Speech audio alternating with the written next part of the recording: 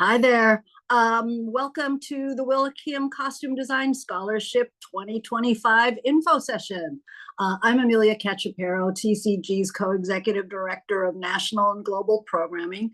I'm calling from the ancestral home and the stolen land of many indigenous people, including the Lenni Lenape people, and also known as Manhattan.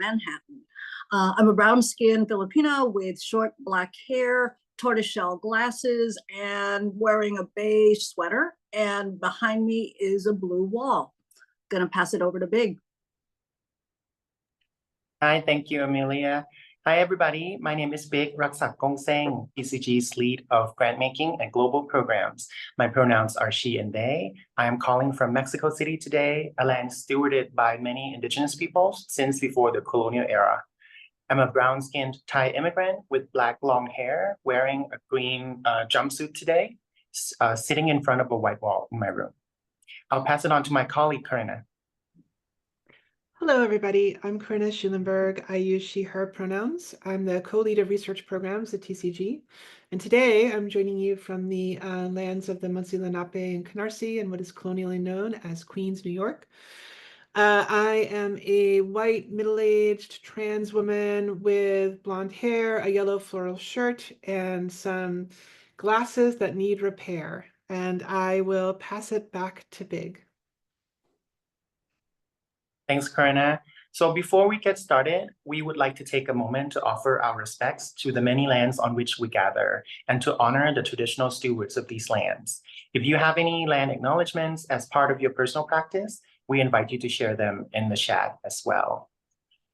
While land acknowledgement is a positive first step, it is also important to go beyond that. Perhaps by asking yourself, how are you using your privilege to support Indigenous people and communities? And how are you giving back to the land that you are on? Thank you. I'll pass the mic back on to Amelia. Thanks, Big. Just to let y'all know, yes, we are recording this, and it is on November 7th, shortly after the national elections in this country. And I think it might be tone deaf of us to some degree to not acknowledge that it is a time of uncertainty and questioning, but also hopefully the theater field and the arts field has been a catalytic force for good, for positivity in this country. And certainly with this program, we're hoping to uplift artists that are working within the theater field. So many changes, but we are working to move forward as much as possible. So Big and I are working together to administer the Willa Kim Costume Design Scholarship Program with support from the Estate of Willa Kim. We're going to try to get to as many questions as we can today, but please know that at any time you can email us at kongsang@tcg.org. It's on the screen there, and we will get back to you. Today's call is really designed to provide you with an overview of the Willa Kim Costume Design Scholarship Program and to help you prepare your application. We understand that many of you may be applying for a TCG program for the very first time and possibly for a scholarship or grant program for the first time. And we're going to do our very best to demystify and clarify the process.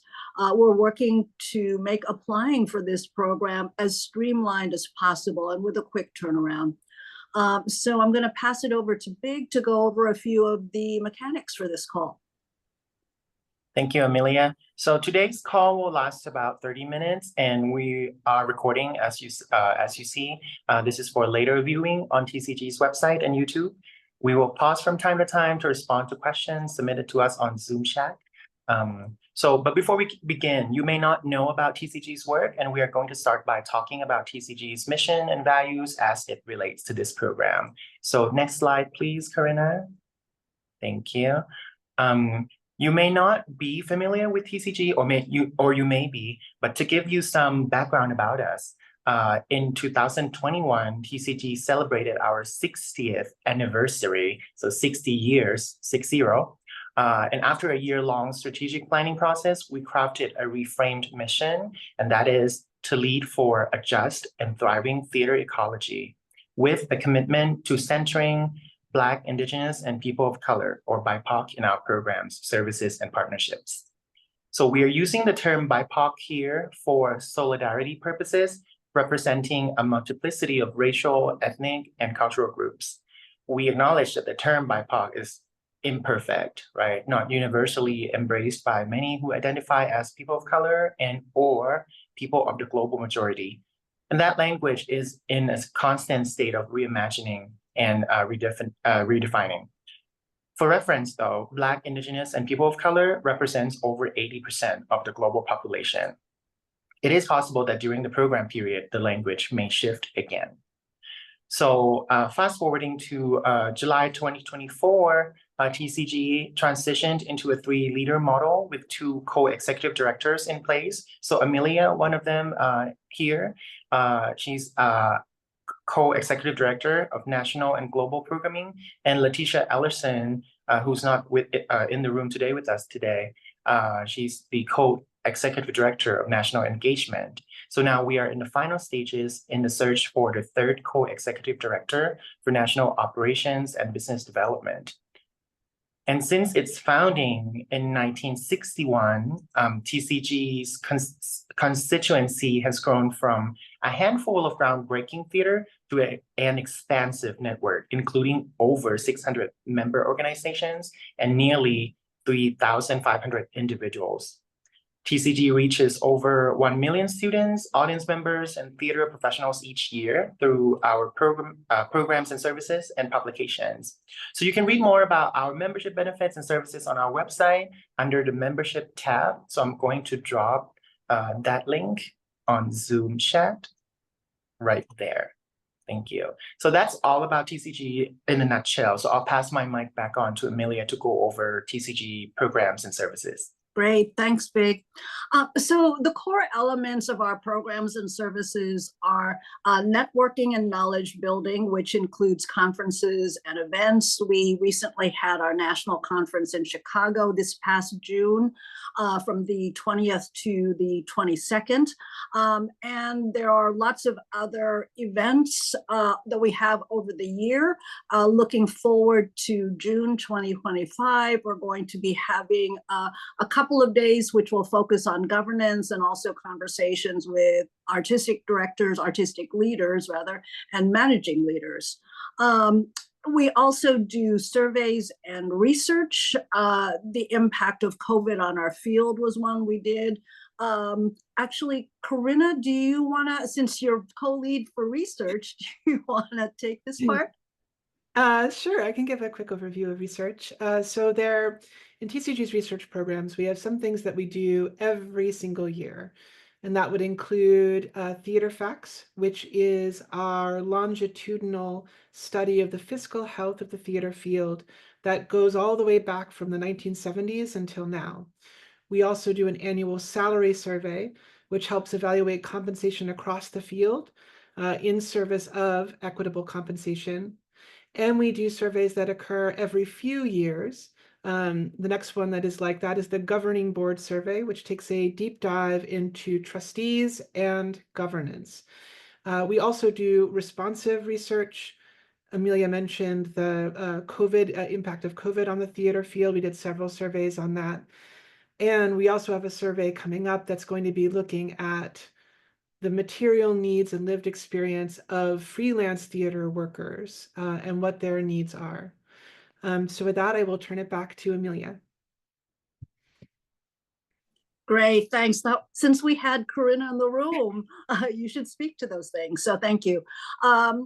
Other work that is core to TCG are our grant-making programs, and the Willa Kim program really falls within that bucket. In addition, we also administer the Fox Foundation Resident Actor Fellowships and our Thrive program, which is specifically for BIPOC, Black, Indigenous theaters of color.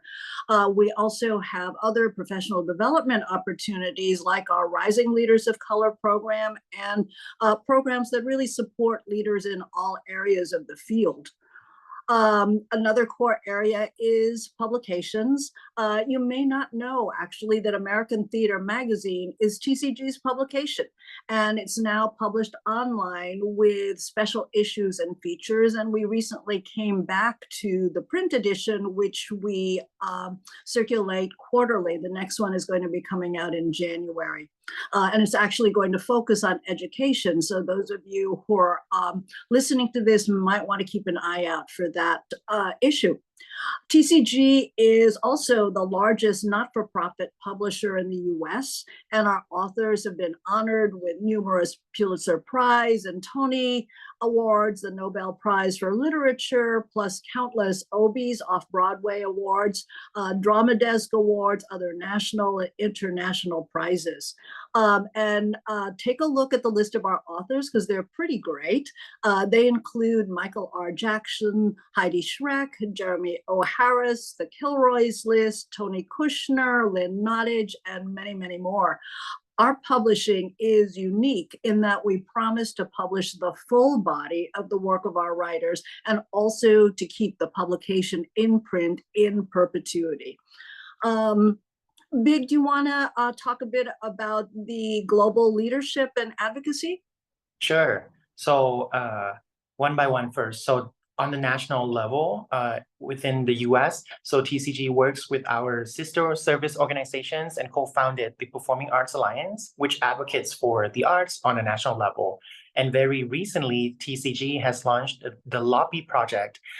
It's a nationwide initiative aimed at fostering civic engagement by opening theater lobbies for dialogue and nonpartisan public events surrounding Election Day and beyond. So that project came out right before the election. And we were inviting everybody to take part in this project and use our lobbies to create a welcoming space for meaningful civic dialogue. And also our upcoming events, we would have an Arts Advocacy Day on March 24th to March 25th in Washington, D.C. So that's very soon. And a Spring Summit on Governance in spring 2025 in New York City. So that's advocacy on a national level. And then we also do advocacy and global programming as well at an international scale. So TCG is the home of the U.S. Center for the International Theater Institute, if you don't know, and together with the Laboratory for Global Performance and Politics, we administer ITI US, and our activities include World Theater Day, and that is on March 27, and International Dance Day on April 29. So that's what TCG does, as it relates to our program. So now I'm going to lead us into the program that we're talking about today, the Willa Kim Costume Design Scholarship Program. So next slide, please. Thank you, Karina. The Willa Kim program's goal is to bolster the recipient's ability to communicate their artistic vision effectively through technical skills in hand drawing and painting. That's the key, hand drawing and painting. That's the goal of this program. So the recipients will receive up to $7,500 each to be used towards tuition, registration fees, supplies, and or travel expenses over a 1-year period. And that's between March 31st, 2025, which is next year, until May 31st, May 31st, 2025, until May 31st, 2026. So that's over a 1-year period. International study is allowable, but the scholarship will only cover tuition, registration fees, supplies, and or travel expenses only to participate in extracurricular or non-credit training in hand drawing and painting. The recipient's scholarship activities may take place while they are on break from their university, college, or training program as well. So I'll pass on to Amelia to talk about eligibility on the next slide, please. Great, thanks, Big. And one thing just to note, the focus on hand drawing and painting really comes directly from Willa's belief in that those are the communication tools that designers specifically have at hand to communicate with their collaborators, be they the director, actor, other designers. Big, would you pick up the eligibility here? Sure. Thanks. So Welcome. So this program is created for students who are enrolled and in good standing at a college, university, or professional training program. So, any type of programs that you are in, that is fine as long as they are college, university, or professional training program. So you have to be in good standing at the beginning of the scholarship period, and that is May 31st, 2025.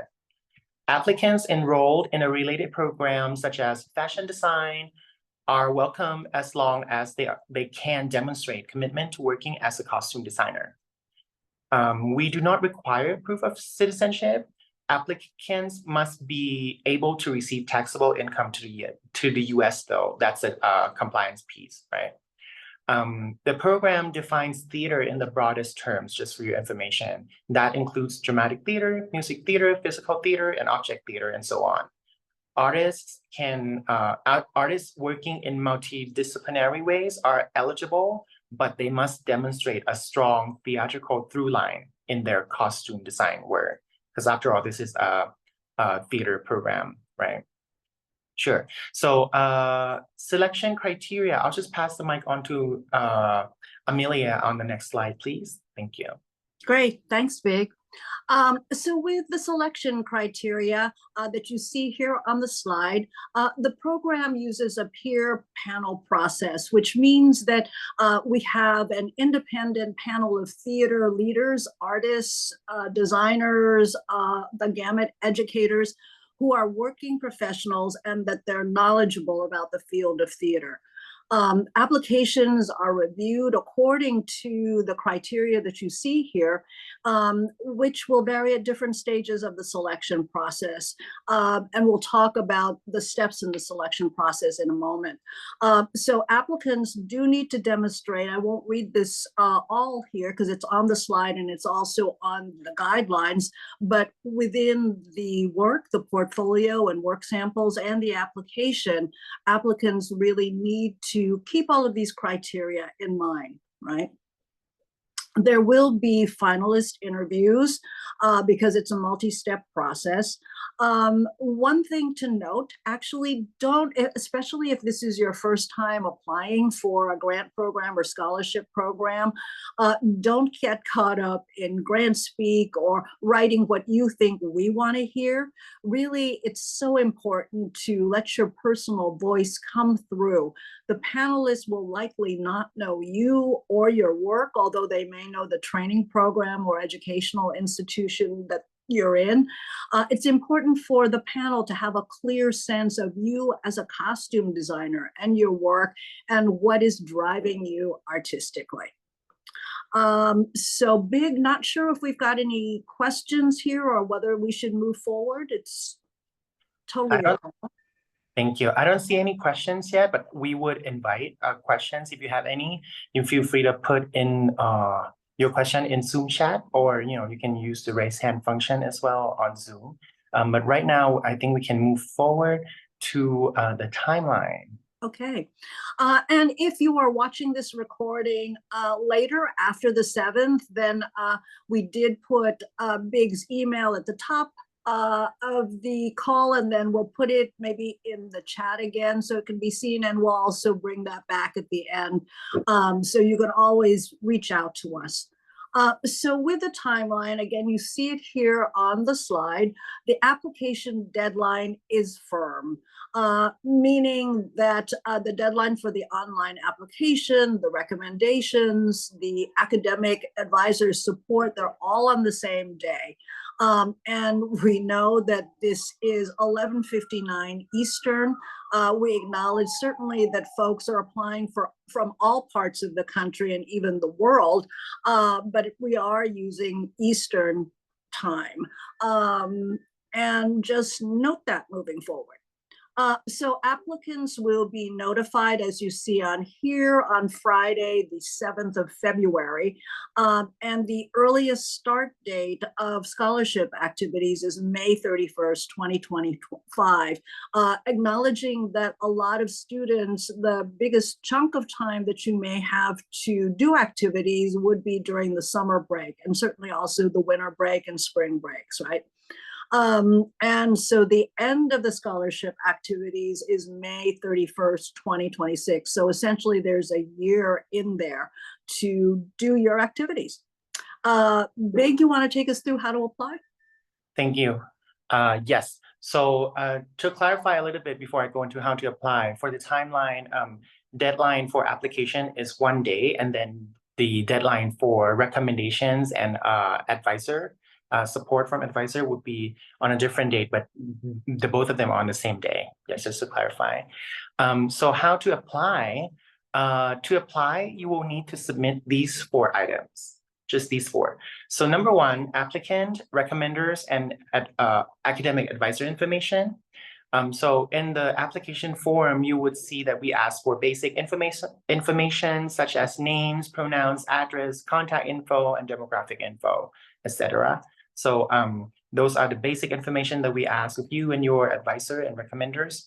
Number 2 is your resume or CV or bio. So applicants must upload a resume or CV or bio of no more than 2 pages. And you can send that via the TCG application portal. And number 3, you would have to respond to 1 narrative question. And the question would be, describe in detail your creative process from inspiration through completion on a recent production you have designed. So we ask that you give a clear sense of your approach to the production and how you worked or communicated with the director and other collaborators. Because at the end, that's the core of this program, right? To bolster your skills in hand drawing and painting to effectively communicate with your collaborators, right? And examples of artwork from this production that you mentioned in this narrative question must be included in your portfolio. We recognize that everybody expresses their thoughts differently. Therefore, applicants are welcome to submit their responses to the narrative question in either of the formats and may choose a different format for each question as well in the later process. But for this one, since there's only 1 question, you can, for the initial stage, you can either submit as an audio or a video recording of no more than 1 minute and 45 seconds. Or if you want to type it out, you can submit as text submission of 300 words or less as well. That's number 3. And then number 4, I mentioned the portfolio earlier, right? So portfolio materials must be submitted via the application portal as well. Hard copies will not be accepted. Applicants must provide materials from at least 2, but no more than 4 projects that best represents their work. So at least 2. Examples of artwork from the narrative question that I mentioned earlier must be in your portfolio. And project number 3 and number 4, the optional projects, number 3 and 4, they may include examples of applicants' artistic work outside of costume design. Portfolio materials must also include example of the applicant's hand drawing and or painting work for costume design as well. We need to see some example of your skills. So don't forget that. And it is strongly suggested that portfolio materials express the creative process from inspiration through finished products, right? If research and source material is included, they should be shown alongside the completed design to illustrate how the process informs the result as well. Applicants are strongly encouraged to include work that will fully represent their artistic practices, including 2- and 3-dimensional work in any mediums that can be either drawing, painting, figure drawing, illustration, embroidery, sculpture, pottery, photography, etc. The list goes on. And applicants may submit materials from a project that has not yet been produced, but at least 1 project, at least 1 out of the 2 required, must have been fully realized. And applicants should also arrange their materials in the order in which they should be viewed by the panel, to make sure the flow of information is curated that way. And each costume design example should be clearly labeled with the textile description, character, production, and producer, which may be a theater, organization, or an educational system as well. So, TCG acknowledges that there may be barriers for some applicants. So applications are accepted online in English at this point. However, alternatives are possible Program staff will help applicants navigate challenges related to language or technology. So to request accommodation or assistance in applying, please contact me at rgongsaeng@tcg.org, preferably at least 3 weeks before the application deadline. And once you submit the application, you should receive a confirmation email within an hour. If you don't receive it, please check your spam folder in case it got there.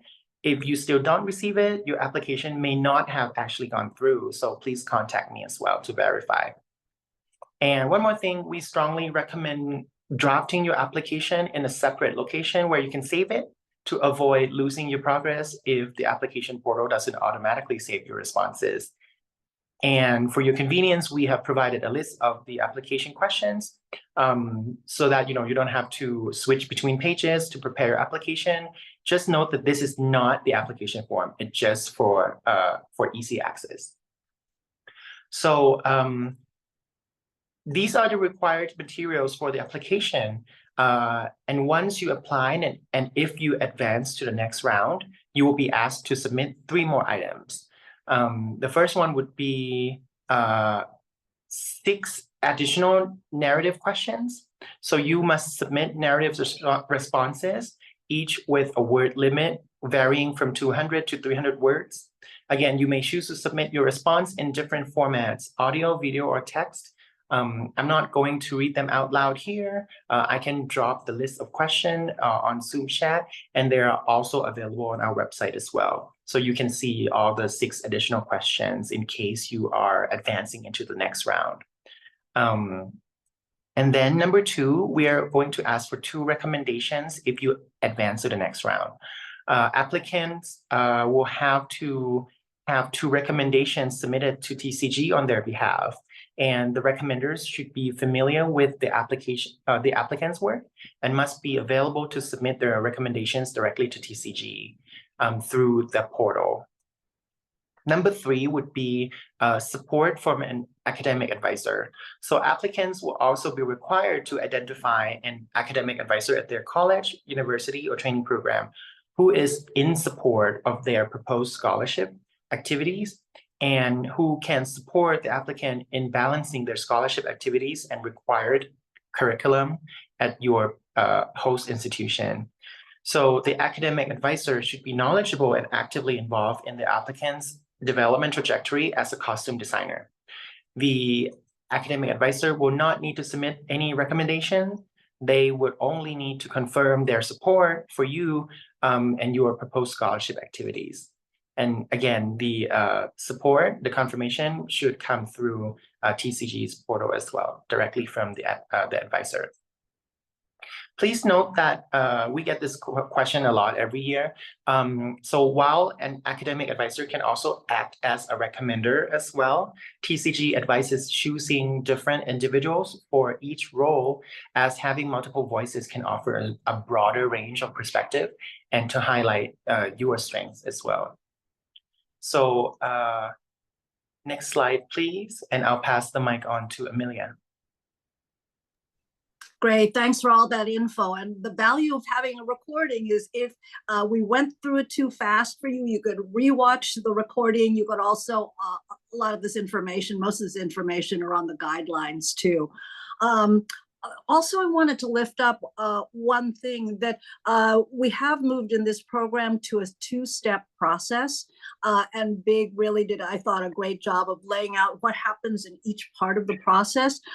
We do that because we understand your workload as students. You're probably carrying, a lot of credits, a lot of classes, have other projects, maybe outside projects in addition to your schoolwork, and are trying to really accommodate that, and then also make sure that folks aren't doing more work than they need to. So if for whatever reason an applicant is only making it through the first round, the first step of the process, that there wouldn't be a lot of extra work done on top. I would also want to encourage you all that if for whatever reason you don't make it through that first stage, then apply again. It's been our experience in this program, lots of our other programs, that sometimes just you're not necessarily in the right time or space for the scholarship to happen. And sometimes waiting a little bit of time until the next guidelines can help you articulate your ideas of the additional training that you'd like, with the caveat that you still do have to be a student when you apply for this program. So yeah, you see on the slide here, the contact info. We really thank you all for tuning into this. We hope that it's been helpful for you. If you have any questions, please do reach out and also help spread the news of this scholarship program. You may not feel that it's right for you at this point, but you may know of other students, other colleagues that would be interested. Also do want to also lift up Corinna joining us for this call and helping us and talking through some of the research part. So thanks, and looking forward to getting to know you. Take care.